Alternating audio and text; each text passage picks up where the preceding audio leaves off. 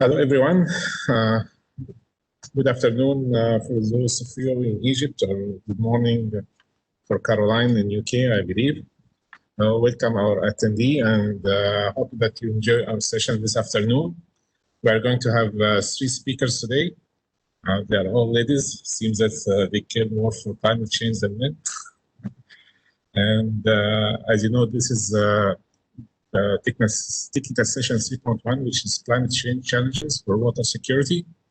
And as you know that climate change affects flood and drought rainfall patterns, and we can see it everywhere. And agricultural, environmental, social impact of the climate change can be seen. And what we can do is we must get ready for it. We have a plan for drought adaptation, flood risk management, etc. Today we are going to have the first speaker, Dr. Caroline Okumo. Caroline manages international development opportunities at the Center for Ecology and Hydrology in UK. She collaborates with colleagues in Egypt as well as in other parts of Africa, so she has a good experience with Egypt and Africa, and she has long experience on drought and these issues. She's also founder member of the Border Institute Africa, which is not for profit based in Kenya. She's also member of the International Association of Hydrogeologists Commission on Transboundaries Aquifer. She works with the United Nations Convention on to combat desertification on drought risk mitigation, impacts and vulnerability assessment. She's a member of the Intergovernmental Working Group on Drought and the UNCCD Science Policy Interface. So I hope that you enjoy this. I'm sure that you enjoy the lecture today. Caroline, Flori, you can start now. So all yours now.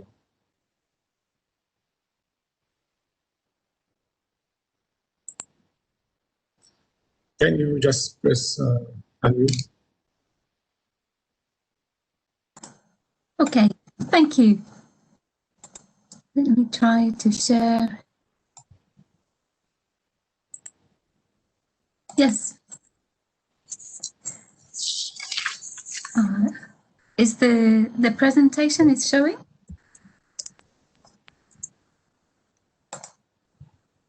Yeah. Okay, so thank you for the introduction, Dr. Yasser. Yes, I am Caroline. I have many affiliations, but I'm going to make a presentation in my lunch break on behalf of none of them, and just share some thoughts with you about this topic, which is the policy responses and partnerships under intensifying drought risk, which I think is very relevant to our topic for this session on climate change and water security. I'm trying to move to the next slide and I'm stuck. Okay. So this here is an overview of the presentation that I want to give just briefly in this session, talking about the problem of drought risk, climate change, and particularly how humans cause the problem. And then to address the human causes of the drought and climate change problem, some solutions to do with sustainable land and water management. The main points that I will highlight in this presentation concern the important roles of local actors and institutions, also the role of global policy and partnerships, and finally, the very interesting question of the opportunities that are here in the region for regional exchange and cooperation to make this link between the global and the policy level and the local level where the solutions really can be applied.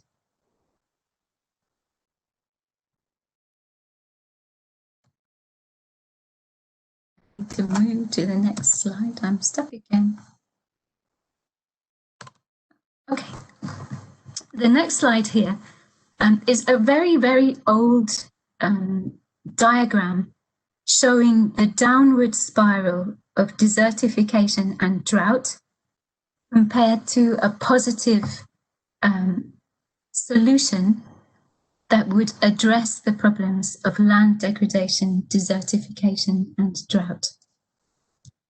This type of diagram, analyzing the problem and identifying solutions to reverse the downward spiral that leads to desertification and drought, has been around for a very long time now. So it was published in 2005 in the Millennium Ecosystem Assessment. And since then, we have periodically revisited these global assessments of the problems and the solutions to environmental degradation in other assessments, including the TEEB assessment of economics of ecosystems and biodiversity, the Intergovernmental Panel on Biodiversity and Ecosystem Services, and successive rounds of the IPCC report, particularly the most recent one looking at climate change and land. Amongst all of these reports, there is a general agreement that the local level solutions are the ones that really make a difference. And each time we assess them, we look at them slightly differently. Sometimes we call them sustainable land management. Sometimes we think about them in terms of ecosystem-based adaptation. More recently now, we are calling them nature-based solutions. And each time our ideas about the definition of the problem and the exact definition and framing of the solution changes a little bit, but there is still a high level of continuity in our thinking about these topics. Some of the things that we are learning slowly over time concern the ways in which policy and economic decisions can help to address these problems. So increasingly, we're realizing that economic decision-making and economic incentives can help to either create the problems or create more positive solutions, and can enable local resource users and other resource managers to work more effectively with the resources that they have. So this is the main first point that we've observed, that it's very, very important what happens at the local level on the ground, and that this actually has an effect on the larger hydrological systems and climate systems that are operating at very different scales. So it's very important to start at the local level and think about the local level solutions. It's also very important to understand that each individual land user or water user is influenced by the economic drivers and constraints that they face. And it's these economic drivers and constraints that will shape the individual decisions that are made at the very local level.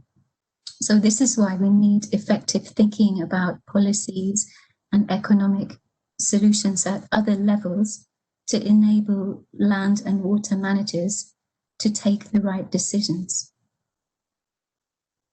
Now, if we look at the global policy level and all of the thinking that's been going on around climate change, land cover change, and land use management, we can see all sorts of emerging and evolving policy frameworks across the region, particularly at the national level, where countries have developed nationally determined contributions for addressing climate change.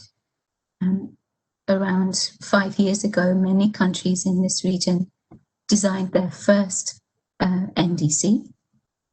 And now we're seeing updated NDCs being prepared in advance of the next round of climate talks. We can also see that a lot of thinking has gone into the land degradation, desertification, and drought area, and that this should help to connect between the land management solutions and the drought and climate problem. So there's been a lot of thinking here.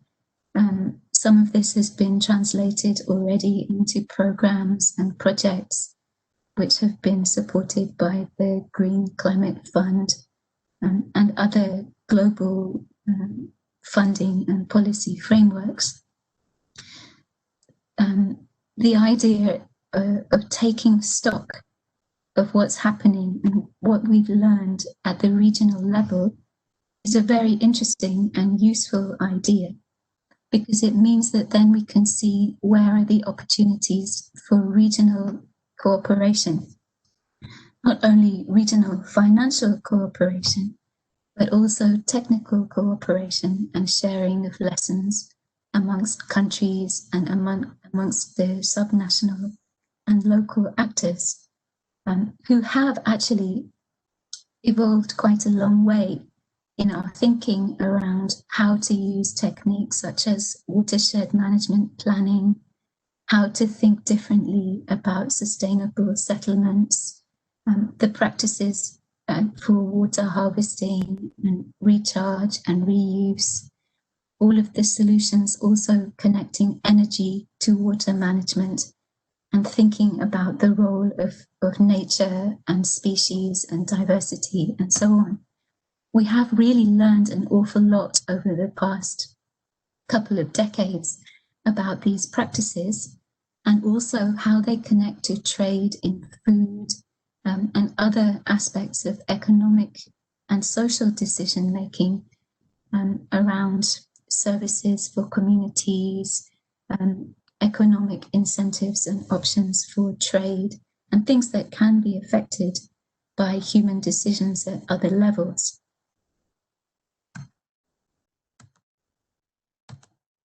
I'm stuck again.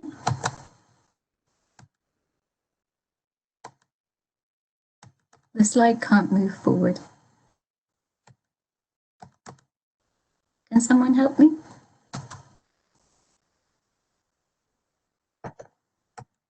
Okay, so this is the concluding slide, to say that there are many opportunities in the climate finance area and at the global level. There's also a lot of thinking going on at the national level around the nationally determined contributions. And there are some major opportunities at the regional level to connect between these two and to use technical cooperation, innovation, and the tremendous body of knowledge that exists in the region, as well as to build the institutional capabilities that we need to support sustainable land and water management. And there are also opportunities to learn and take stock from what is working well and what is not working well, and to realize that actually we have learned an awful lot over the past decade.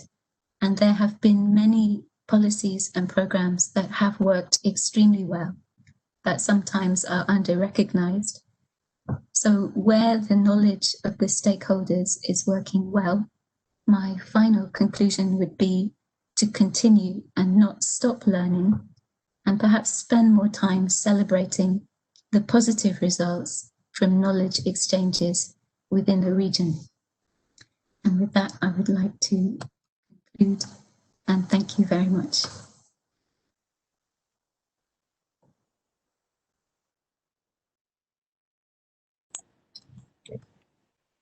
No. Thank you very much, Ms. Okumo. That was short and concise.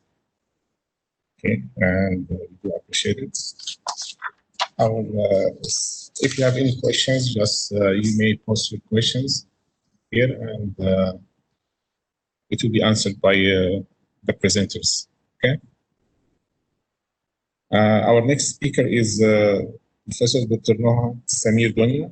Dr. Donia is Professor of Environmental Hydraulics at Ain Shams University, Faculty of Engineering. Institute of Environmental Studies, Ain Shams University. And Dr. Donia, she has over 60 published papers She is an environmental consultant at the Ministry of Environment. She received a PhD in environmental engineering and also her master's degree in the same from International Institute for Aerospace Survey and Earth Sciences, ITC, in Netherlands. Dr. Donia is going to talk about modeling climate change impacts on Egypt's water security, and she's going to show us her model, which simulates the impact on water security and agricultural production through 2100. Dr. Donia, are you ready for your presentation?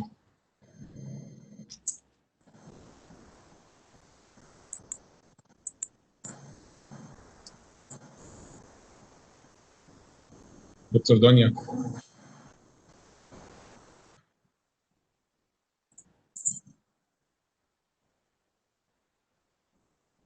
Can you unmute?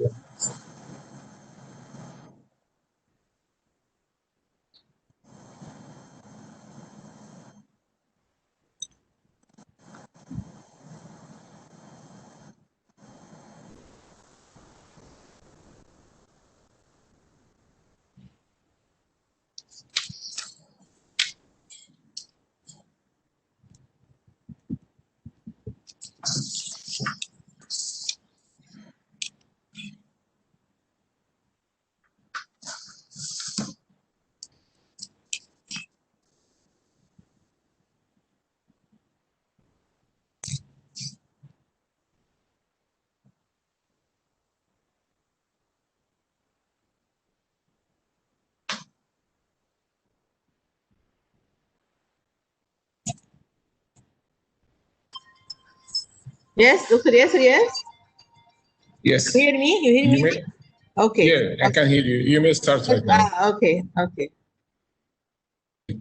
Yes, I am ready. Okay. Okay.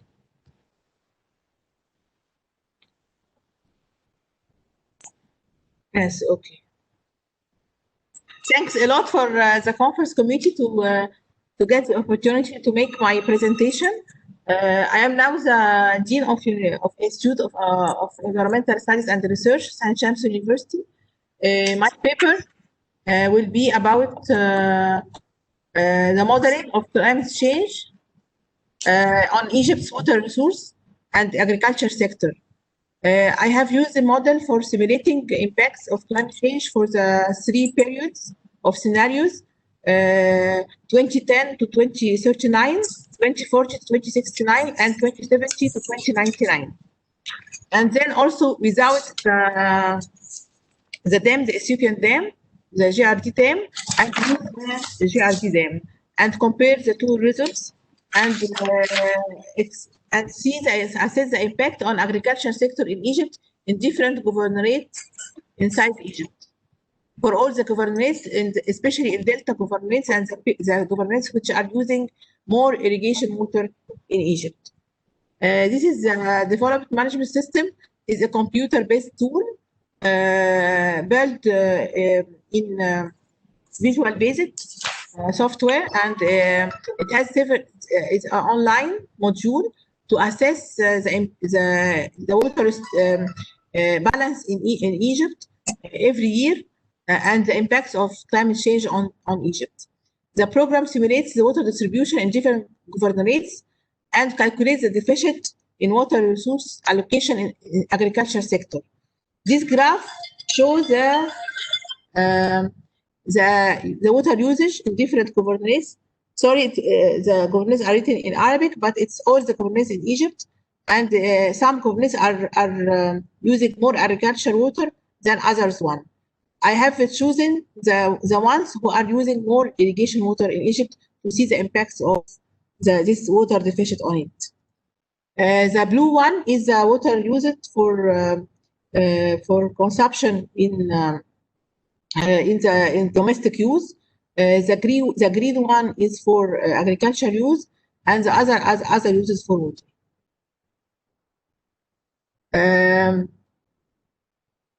The percentage of annual reduction in water resource for agriculture is about 0.38% in case of the first scenario, and in case existing of GRD is 7.44%. For the second scenario of climate change, the water deficit is about 10.6%, and with GRD is 11.35%. For the third scenario is 15.31%, and with GRD is 17.23%. I hope that this is using the feeding period of 3 years of GRD as proposed by the Ethiopian partner. But if they, I have used the worst scenario of feeding of in 3 years. This is in all governorates. Some governorates are showed in the graph that has been more consumption of water than others one. This is the interface of the developed software. I have called it WRME application, water resource management in Egypt. And we put all the governorates and all the area and population consumption, agricultural consumption, overall consumption, and then it calculates the shortage in each governorate by applying the 3 scenarios. This is the first scenario in A2, 2010 to 2039, and this is the most affected governorates: Cairo and Sharqiya, Daqahliya, Bahira, Fayoum, Minya, and Asyut. And this is the shortage in agriculture in this years, in this scenario. For the second scenario, in Bardo, this is the shortage for the most affected cities or governorates in Egypt. In the third scenario is the most worst scenario in 2070 to 2099 of climate change scenario, the worst one affected and the most affected water shortage in agriculture in these cities compared to other scenarios.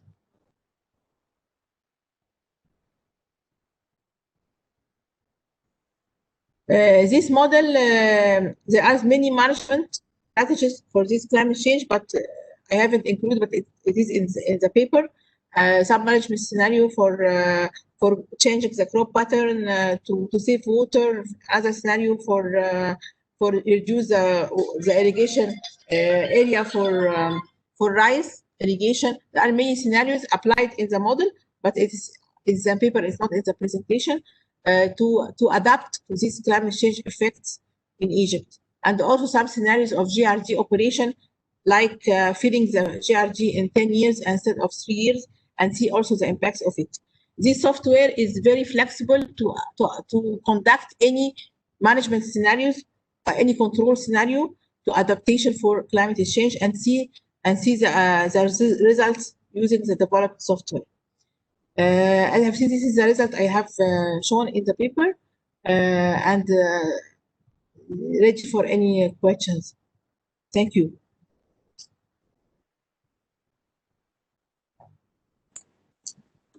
Thank you very much, Dr. Donia.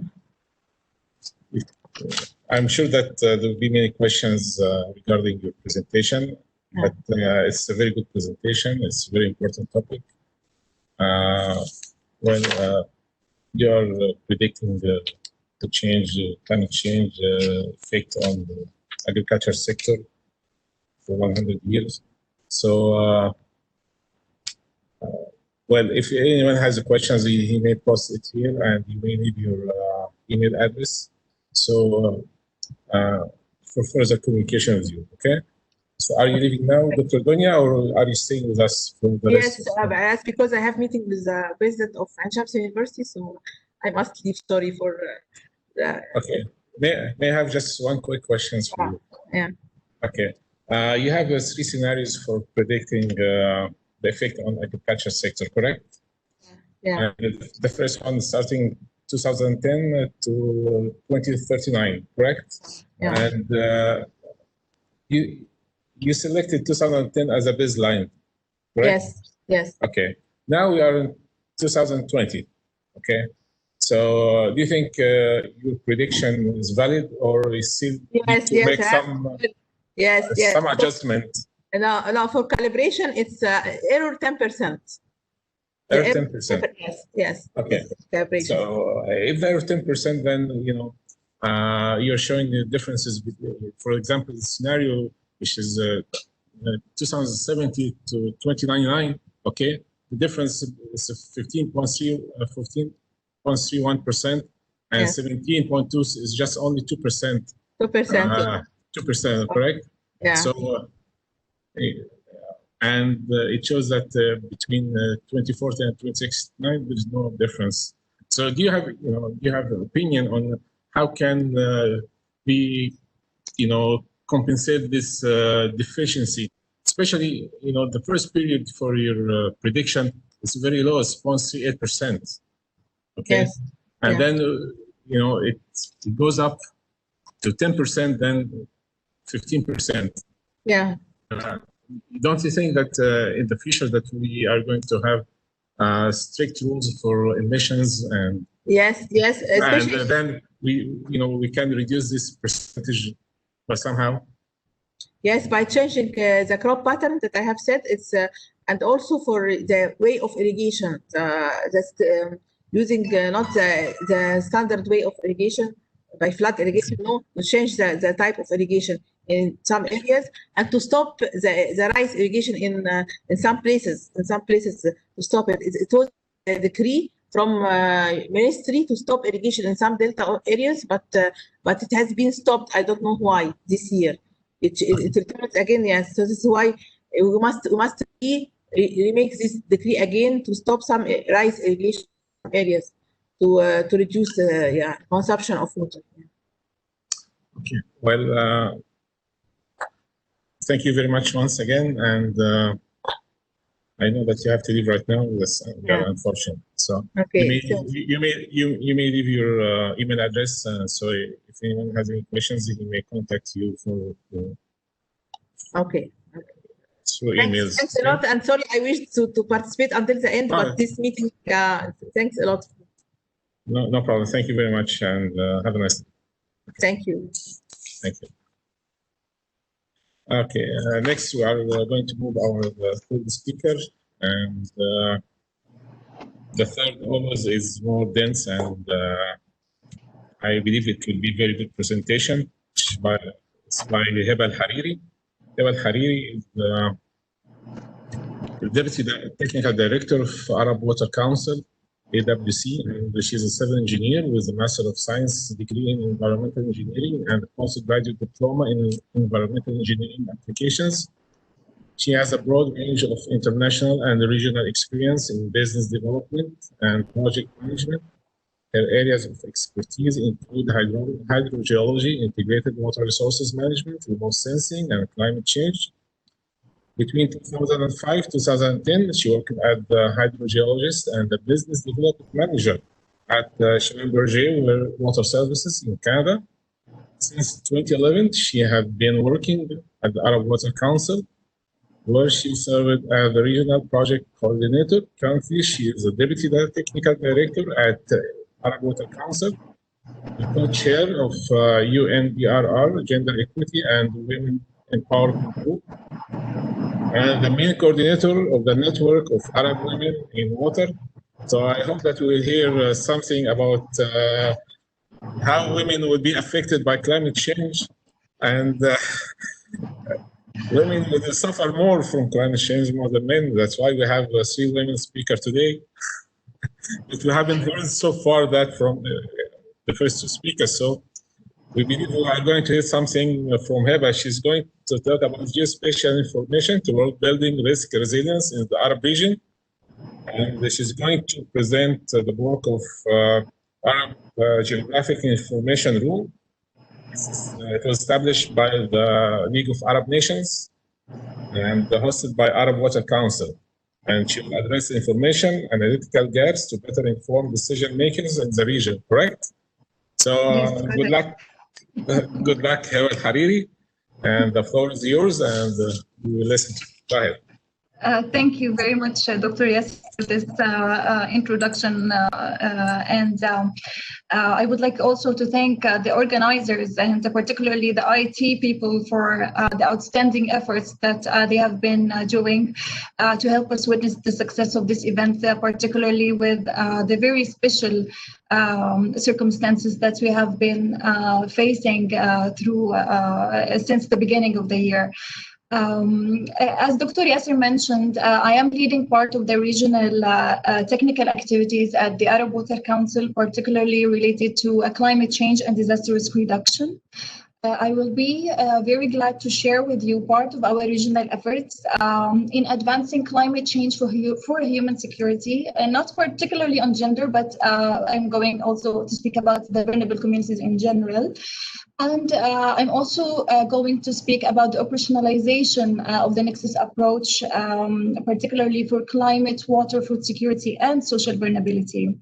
So in the next few slides, I'm going to talk about the role of the geospatial information room AGIR in addressing information and analytical gaps. And also, I'm going to elaborate on some key opportunities that could help us enhancing the regional coordination and cooperation and capacities to act on climate change. So I'm sharing my slides now. I hope you can all see it. So building on what was mentioned by other colleagues, and also what was mentioned in the plenary session this morning, climate change definitely threatens human security and undermines livelihoods, particularly for vulnerable communities who have very limited resources and very limited capital assets. And in our region particularly, over than 60% of the population lives in areas with very high or ranging from high to very high surface water stresses. So the burden of climate change weighs heavily on communities and increases the competition over natural resources, particularly water, adding to existing social tension and sometimes also conflicts. So recently, we saw several scholars were able to relate the climate change indirect impacts to multiple dimensions and sectors. And although that climate change is unlikely to be the main driver for social tension or conflict, but still it cannot be overlooked as a threat multiplier. So the implications on food security and water security when is also engaged with the social and economic burdens can lead to such events. So this is a certain, maybe looking at the problem with a certain angle. The other angle is actually related to the significant number of extreme events that how we have been witnessing in our region in a way that was not maybe experienced before. The number of floods, the number of flash floods, forest fires. This is also in heat waves, in addition to the slow onset disasters like drought that we have been seeing and witnessing for several years now. All these events clearly indicated that still we have a very long way to go in order to enhance our disaster risk reduction policies and risk management practices and strategies in order to save lives and also protect our development efforts, particularly considering some key systematic barriers that we have particularly for our region, which is basically reflected in the instability in several countries, in inequality, the environmental degradation due to the wrong practices, the weak governance that we sometimes see and experience, and also the complexity of integrating economic, environmental, and social aspects in our regional and national analysis. which is basically mainly due to the lack of ungapped information and data, which is a result also of the incontinuous monitoring in several sectors and several dimensions. So therefore, there is definitely a high need to mainstream all of our ongoing efforts to create more coordinated mechanisms across all partners, all actors of change and stakeholders, to build on existing platforms and existing knowledge and data systems to ensure the effectiveness of our analysis and also avoid the duplications while describing complexities. So as a response to all these challenges, in 2015, we initiated the Climate Risk Nexus initiative under the League of Arab States, which is a regional initiative that aimed to address one important aspect, which is building a strong Arab risk profile by improving the use of science and the capacities of the current networks in our region, and also in a way to help us maybe to standardize the information and to help us better in building a better enabling environment to understand the real concepts of multidimensional change and what it really means for our region. So this initiative was launched by the League of Arab States in collaboration with different development partners, including the UNDP, the WFP, and United Nations for Disaster Risk Reduction, and also the Arab Water Council. So under the framework of this initiative, we established the Arab Geospatial Information Room. And the first report of the Arab Geospatial Information Room was released, like the summary report was released last year. It was mainly addressed for decision makers, but the original report consisted of three main parts with lots of technical details. One of the parts was basically addressed for practitioners who are working in the field and included detailed analysis of and methodologies of the work that was actually done. So the first report addressed water scarcity, social vulnerability, climate change, and food security nexus. It was led by Dr. Wadid Aryan, who is currently senior advisor for sustainable development, and his team, and it was funded by the World Food Program. It mainly analyzed the changes in the climate change patterns and its associated hydrometeorological risks in the Arab region, starting within the previous 50 years, so starting from the 60s till around 2015.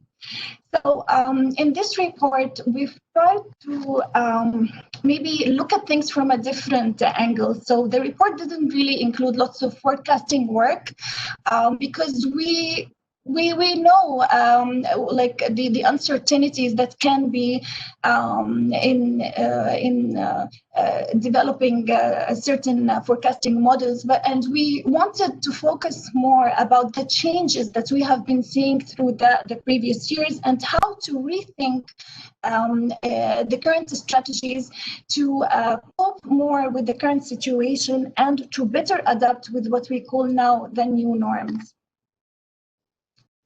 So we started analyzing, for example, the changes in the temperature. Yes, and looking at the analysis from the period 1961 till 1990 and compared it to the period from 1990 till 2014. So we noticed that there was a significant temperature increase in some areas in the Arab region, particularly in the Sahara, the Great Desert, and some areas also in Sudan, which increased from around 1.6 to 2.6 degrees. We noticed also an increase in temperature in the Mediterranean coastal areas, with an average ranging from 0.8 to 1.4 degrees. We also analyzed the changes in the summer months, June, July, and August, and this also reflected an increase with approximately 0.5 degrees from the mean in most of the areas in the Arab region. So the analyzed data also provided significant evidence for the increase of warm extremes and fewer and weaker cold extremes. So this large increase in heat waves and combined with the changes or the increase in the average temperature will definitely put intense on already scarce water resources, and will have major consequences on the regional water and food security in general. So there were some initial predictions that estimated that there might be changes in crop yields that could be decreased up to 30% if the temperature ranged from 1.5 to 2 degrees, particularly in countries like Jordan, Egypt, and Libya. And these crop yield changes could also drop to 60% for particular crops, for example, wheat, particularly in a country like Syria, if the temperature increased from 3 to 4 degrees. It also showed some impacts on migration and climate-related pressures on resources, which may increase the risk of conflict and would also put water, energy, and food security at a higher risk. We looked also at the changes in the precipitation, and we noticed that the rainfall in general is actually declining in the Arab Mashriq countries by around from 25 to 75 millimeters as an annual loss, while it increased in some countries or in some areas, particularly in the Arab Maghreb, from around 25 to 50 millimeters. The increase, which was mainly in the Atlas Mountains, but we also noticed a mean time increase in Sudan, ranging from 25 to 75 millimeters, and also in the southern west corner of the Arabian Peninsula and South Egypt as well, with around 25 millimeters. We looked at the rainfall variability in general in the Mediterranean, which was reflected by the changes in the vegetation covers, particularly during the months of January, February, and March. But we noticed that the highest vegetation cover was basically in the months of January and February, but in some areas it's extended until March. But we also noticed that in some countries it reflected a shorter season, like for example in Somalia. In monsoon areas, the highest vegetation covered still was in July and August. So these types of analysis also indicated that in case we are looking at approximately 70% of the agricultural production being rainfed in our region, so this sector is definitely going to be highly vulnerable to temperature and precipitation changes, not to mention the associated consequences, particularly on rural livelihood.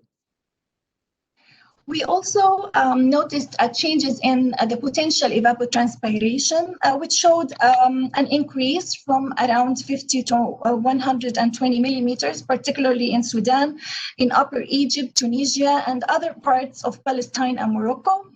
And an increase from 20 to 60 millimeters in the Arab Mashriq and in some areas in Algeria, eastern parts of the Arabian Peninsula as well. And at the meantime, we noticed slight increase with approximately 10 to 30 millimeters in the rest of our region. This was except for the Atlas Mountain areas that showed a decline that ranged from 10 10 to 45 millimeters. So the changes in evapotranspiration was mainly used to reflect the changes also in the length of the growing period and in calculating the changes in the aridity index in our region. By combining it also with some of the changes in the precipitation that we I showed in the previous slides. So changes in the aridity index were primarily driven by changes in the precipitation that caused an increase in the aridity index in the south. Actually a decrease towards more drier conditions on the north. Relatively, I believe the increase in the aridity index was not very significant. That did not actually change any of the classifications that we already have for our region when it comes to aridity. But all these, signs and factors, they really showed that there is a high need to have a better ways for adaptation to the agricultural sector, particularly, and to ensure that we have better policies for agriculture and water security. Among the recommendations that were mentioned, that there was a high need, for example, to shift the cropping patterns, particularly in coastal areas, and to introduce crop tolerance, new types of crops that are more tolerant to high levels of humidity and temperature. There is a high need to look at adopting sustainable agriculture practices and what is the required amount of supplementary irrigation that might be needed to ensure that we secure and maintain our rain-fed agriculture. There is a need also to do some slight changes in planting dates and cropping patterns according to the new changes that we are witnessing in precipitation and temperature variations, among others. But these were maybe described in details in the technical report, but it would be very difficult maybe to go through everything right now. We looked also, this was a very interesting part of the report, we looked also at the losses in the vegetation production, particularly in the rain-fed agriculture areas, which included different categories: croplands, rangelands, and also forests. And we also tried to link these changes to the economic value of these losses and how it's going to be impacting the labor and the livelihoods of the people who are working on this sector. Generally, we witnessed some general losses due to changes in the vegetation production that was analyzed particularly for considering the land degradation phenomena. Another category was due to the drought, and the third category was due to combined phenomena, land degradation and drought. So looking at these changes, we noticed that about 67.28 million hectares of vegetation covers were actually affected or impacted by these changes and by the climate change impact, with a value around $11.5 billion US, which through a duration that extended for about 10 to 12 years, and would have an impact on the around 22.79 million workers who maybe end up jobless, and there might be a need for about $59 billion US to create new alternative job opportunities for these communities. We also ranked some of the countries that were heavily affected by the changes or the losses in the vegetation production according to each phenomena as I described, but you will find that More details are actually included in the original report for each phenomena separately, and including the ranking of countries based on the different losses in vegetation cover. So just to conclude, I believe the report was very consistent with the facts that came in the World Climate Security Report this year, that indicated that despite the grave danger that we are witnessing in the climate change, still governments in the region maybe have not done enough to integrate climate change into planning and to mitigate the instability, and conflict. So what are the current pathways or the regional efforts in order to build climate resilience in our region that has been done, at least from our side? One of the most interesting maybe efforts is related to the SDG Climate Facility Regional Project that was launched actually last year. This is a multi-partner regional project that focused on enhancing and advancing climate action for human security. And this project focused on many new areas that are very interesting and maybe haven't been really tackled by lots of organizations in our regions, including sustainable finance, including anticipatory action. And the Arab Geospatial Information Room is going to continue to play a major and a vital role under this project by providing the scientific information and scientific analysis related to some specific elements, for example, the climate-induced migration and the impacts of climate and social vulnerability and displacement risks. So generally, just to conclude, definitely we believe that policymakers should address the severe implications of climate variability and to focus maybe more on the most vulnerable groups in our societies. This is going to be done by looking at and improving the current insurance programs, particularly for small farmers, and also the social protection mechanisms, and through the enhancement of the long-term disaster risk reduction with a special focus on the livelihoods. We also maybe need to work collectively more on providing science-based risk information and knowledge platforms, and to basically build on existing efforts. We don't have to reinvent the wheel. We definitely need to have a better coordination mechanism across all the actors and the main players, particularly in the fields of science and technology, to ensure that we have also more investments in research and to cover all the important areas that maybe are not being tackled at this stage. And maybe at the end, just to ensure that we have human security is at the heart of all the efforts that we are doing, and that we are really leaving no one behind, are really focusing on better livelihoods for the population in our region. Thank you very much.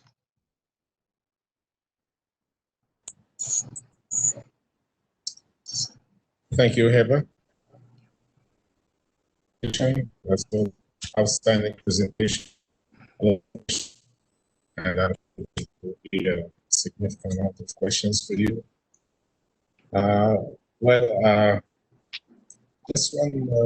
Just one question for you. When you selected the 1961 to 1990, that's almost 30 years, then I'm sorry. Talking about the range of temperature data you have used, okay, don't you think that this is a short period of time to be able to make a judgment as a climate change? Yes, thank you, Dr. Yes, that's an excellent question. I fully agree with your point, but if we are actually doing like a kind of a forecasting work, what we were focusing on is basically the changes in the previous 50 years, where it led us now, and how can we better, adapt to the current changes. So we weren't really looking for any future predictions or putting statistics on future predictions. Most of the work was done on previous collected data that showed specific losses based on certain facts that were calculated and analyzed and gathered through different sources of information. But I fully agree with you. If we are talking about the forecastings or the climate, how we are going to witness the changes in climate within the next 50 years or so, yes, this duration would be a small duration to make such a judgment. I fully agree. Well, we understand that because many countries didn't have enough information in history, like 100 years or so. And we don't cover everywhere within the same country. One more thing, just to go through the break.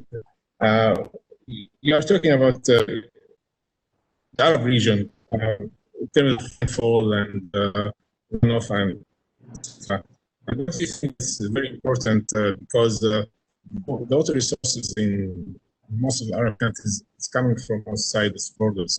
So it's important, to look at rainfall in other countries as well, because that's what's coming to you. Yes, unfortunately, can you just repeat again? Unfortunately, it's not, the sound was not very clear. Okay, my question, don't you think that it was very important the rainfall? Yes. And from the countries as well, because that's Yes. your water resources coming from watershed that's not in your, like in Egypt and Sudan. Water resources coming from different countries. Yes, yes. Yes, thank you very much for raising this important question. Yes, what I didn't mention maybe that the report included actually national case studies. One was done in Egypt, one was in Syria, and I believe one was on the regional level. So yes, we are looking, definitely, we fully understand the changes in on the national level and per country, and we fully also understand that we still need to work with the national countries themselves on developing a better analysis on the national level. I think most of the work that was done, regardless the case study, which are actually were in depth and included in the full report, it tackled more. It wanted more to focus on the changes on a regional perspective, to try to shed the light on some development challenges that we can see, to maybe help the decision makers and the policy makers to better mainstream the climate considerations in the development efforts, because it's not maybe being done to the proper maybe extent that compared to the changes that we are seeing. So it was tackling more, raising of the issue and raising of the current changes to communicate that to the decision makers. But it didn't really focus on doing national changes policy or on the policy level for specific areas. Like, we haven't really reached that. I think in order to be able to reach that, we still need to work directly with the countries, as you mentioned. And this is actually in our plan, in our agenda. And this year, we are updating the information and the analysis that were done, because as I mentioned, the previous analysis covered from the 60s till 2015. The new report will cover the analysis until 2019 with a special focus on two main countries, Jordan and Sudan. So we are still, we will be working directly with the countries to work on the national level as well and to produce analysis on the national level. Thank you very much. Okay, you'll have some time to look at the questions posted for you. And now we are going to go back to Caroline. Okay, I think she had the chance to look at the questions, and she may have some comments also. Okay, so Caroline, are you with us? Yes, I'm with you. Okay, so did you have a chance to look at the questions? I have not found any questions. Have I missed them? Where are they? Okay, they are in the Q&A. May I ask a question? Although I have not done my homework and read the questions that I should have read, I want to tell Heba what a beautiful presentation she has made. It is so nice to see all these fantastic maps and presented so beautifully. I really enjoyed the presentation. And I just want to say that what I see when I see all those maps is a region where there are some concerns on the marginal areas around the edges, like the red in the southern part of Morocco and the various stronger colors that were coming in Sudan and those areas.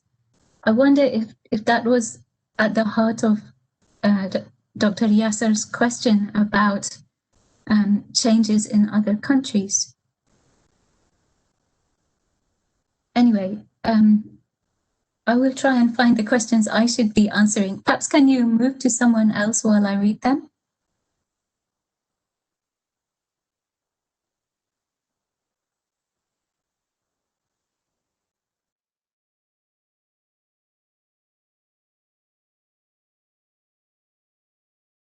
Caroline, did you just post questions to Heba Al-Habibi? It was a question or a comment, if she'd like to answer. Okay. Or if you can, I will try to find the question I should be answering. Okay. Yes, thank you, Caroline. I'm sorry, I was looking at the chat. It's I agree with Caroline. It was a bit tricky to find the questions, but I can actually see them right now. Can you just quickly repeat the question, Caroline? I'm sorry, I couldn't really. You were saying that you noticed some changes that in specific countries like Sudan. So the maps are showing extremes, the rising temperature, the problems of the rainfall, particularly around the edges of the region. So essentially it's on the edges of the Sahara where we are really seeing changes, and then the maps stop because of the country boundaries, and it is the end of the Arab region. It really looks as though the problems are coming from the Sahara. And I wonder if, as a region, it is possible to take this idea and look beyond the boundaries of the region. Actually, this is exactly what we've done. Yes, as you mentioned, the maps are showing the Arab region because this is the focus of the Arab Geospatial Information Room, but the analysis were done beyond. And I fully agree with you. Yes, to fully understand the situation, you definitely need to have a larger buffer around the region in order to see where's the problems are coming from. But in the original report, because as I mentioned, this was more like a summary report. It's not too technical. It's trying to maybe address the issue not from a very in-depth technical dimension, because it's more addressed to policymakers. But the original report that includes 3 main parts. You will show what type of boundaries we had in our analysis, and you will be able, yes, to see what you are asking for. This is, it was beyond the Arab region. You are totally right. Yeah, and I just want to repeat how much I enjoyed the presentation. Thank you. Thank you very much. Thank you very much.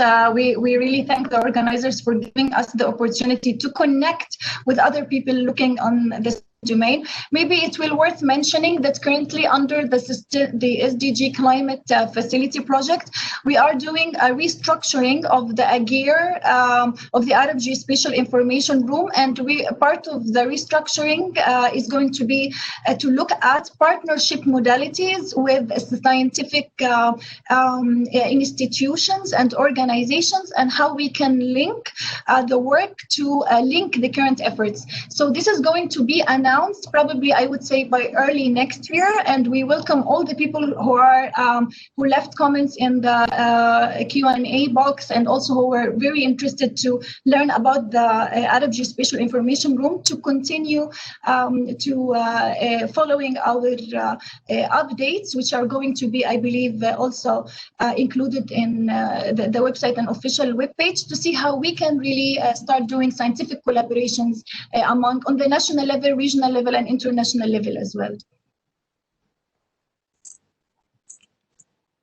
Thank you, Helen. Okay. Dr. Yasser, I found a question. It is from Jane Ahmad concerning the calls for cooperation and commitment from different countries.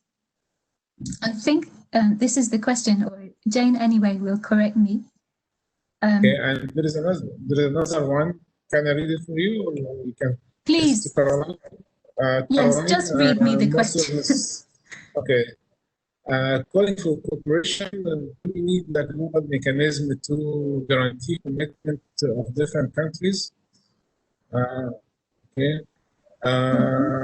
For enhancing cooperation for the benefits of all. And this is one question. Another one is for me, okay? Okay. Okay, this one's for me. You are talking about policy responses, partnerships, and intensifying regional drought risk. Okay, don't you think that there should be this question? There should be a mechanism for exchanging of information. Since you're talking about, or it says somewhere in that drought early warning. So don't you think that you need history of data? And we need to have modeling for prediction, and we need to have exchanging of information and data for current weather condition.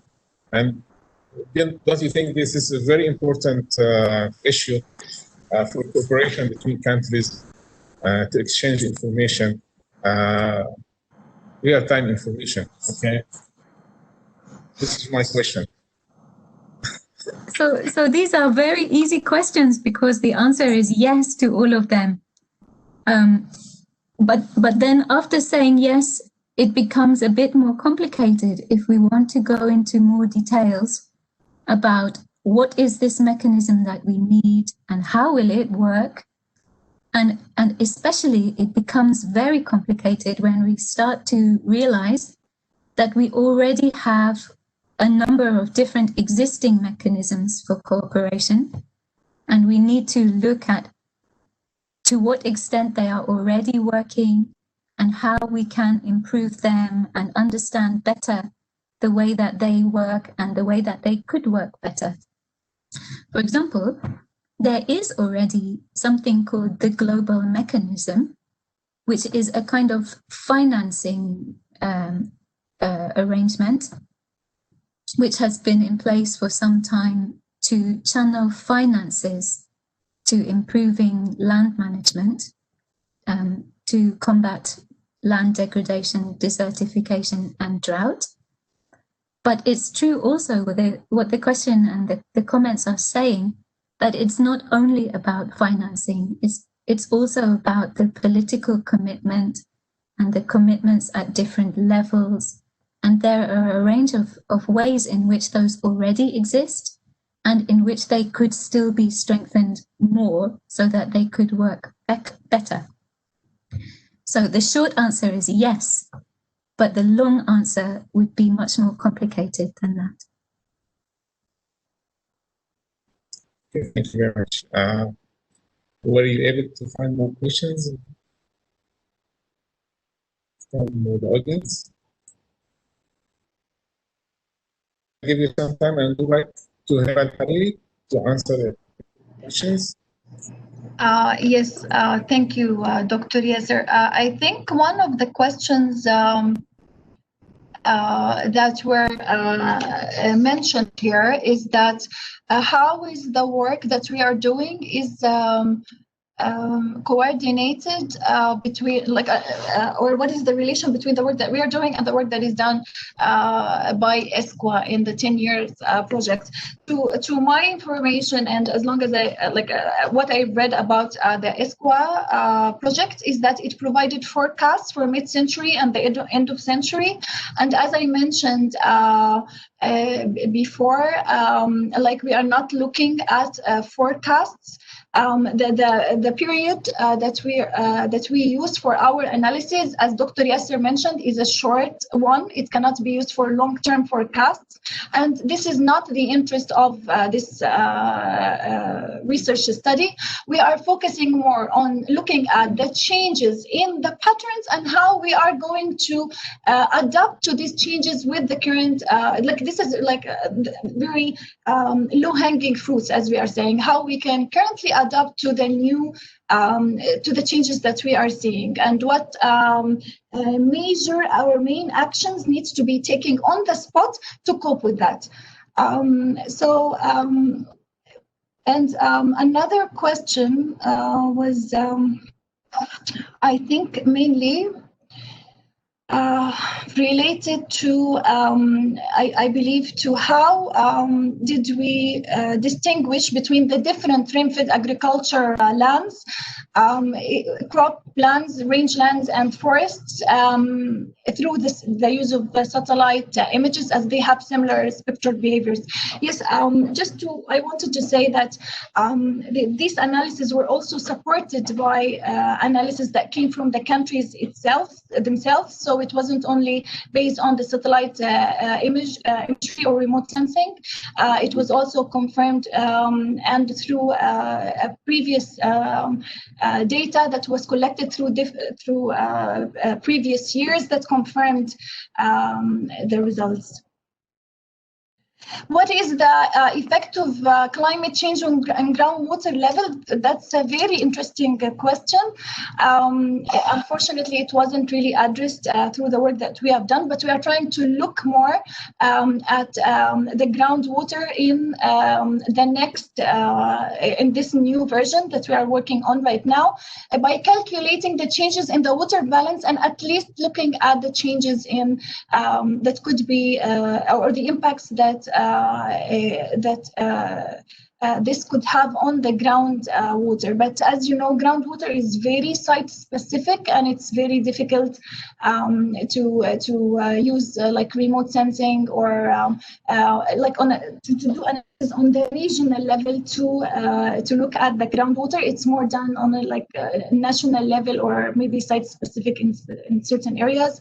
Our work is more targeting the whole MENA region, and that's why it's going to be a little bit tricky to look at groundwater. But on, of course, if we are talking about having specific case studies, this also could be possible. I think there was also a comment. The project of ESQA conducted a regional hub. This is, I think it's a comment. There is no, I think there was also, yes, there was also a question from Khalid. He is asking about how to deepen the lack of knowledge about those severe problems between the Arab people and what would be the role of the Arab Water Council in this regard. Well, definitely our mandate at the Arab Water Council is mainly to try to help in promoting, new solutions and integrating the socio-economic, aspects to environmental issues. We definitely try to work on enhancing the capacity of our region on different levels, on the scientific levels by organizing several training activities to the people in the field. We also do capacity building activities, particularly for the media people. We focus on also different to how to promote or to advance maybe the climate action through the publications, through the different scientific publications that we contribute to on the decision-making level, on the scientific levels, also on the people. So this is basically the mandate. We also organize several events and forums, including the Arab Water Forum, which is also, I think, a very important event that is usually organized to enhance awareness on the major development challenges, including, of course, climate change. I believe also from a gender perspective, as Dr. Yasser mentioned, we are trying also to ensure that we shed the lights on the efforts that are done by the women in our field. That's why we launched the Arab Water Network for Women in Water to help connecting all the professional women who are doing lots of efforts, and to shed the lights on these efforts and to help them developing a strong scientific network that can help them also in enhancing their capacity and involvement in the decision-making process. So I believe I answered most of the questions. Yes, I think so. Okay, we covered most of it. We still have some time for more questions to come. We go back to Caroline. Caroline, do you have any comments, final comments? Yes, thank you. There was a part of question I didn't find until just now about the need for a global guideline for cooperation. So this was a lovely question, which I think again came from Jane. And I would love to talk more about this and to hear what the other panelists think is needed in terms of guidelines.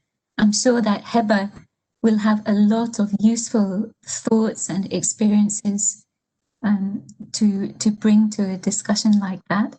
And I'm sure that many of the other people who are participating in the session would also have insights and ideas about what kind of guidelines we would need and how to improve partnerships and cooperation.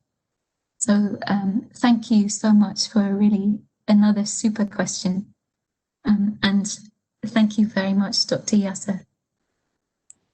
Well, thanks for Jean for her questions. I think that Caroline, you have a great experience in Africa and Egypt, as I heard. So, you have all the experience to tell us. You are saying I'm old, Dr. Yasser. I am not very old. No, I am a little bit old these days. I said that you have a lot of experience and you have a background working in different countries. Thank you very much. Yes, but I'm not finished. I intend to carry on. I have a lot more to do. I think that we can do a lot more to improve cooperation in this area. And I really do think it is so interesting to look at the regional level, because we can see in Cairo Water Week so many fascinating insights and so much that has been learned already that we really need to celebrate and share with the rest of the world. So thank you. Sure. Okay, for Caroline and Heba, don't forget to leave your email address for further, in case someone will have any questions, if you don't mind. And, sure. Okay. Any final comments, Heba? No, I would like to thank you for giving us this opportunity and for all the questions that were really raised, and I would like to thank all for all the participants for their active participation, and for you specifically, Dr. Yasser, for leading this discussion and moderating this session. Thank you very much. I really enjoyed this session, and I'm very glad that we have 3 women actually in this session. Yani, I hope to see this gender balance in other sessions as well, but we were lucky to have you today. Thank you. Thank you very much for being with us, and thanks for your presentation, Heba and Caroline. And well, climate change is a very important issue. Affects our agriculture, sea level rise, many issues, and there's a risk, and you have to take it serious.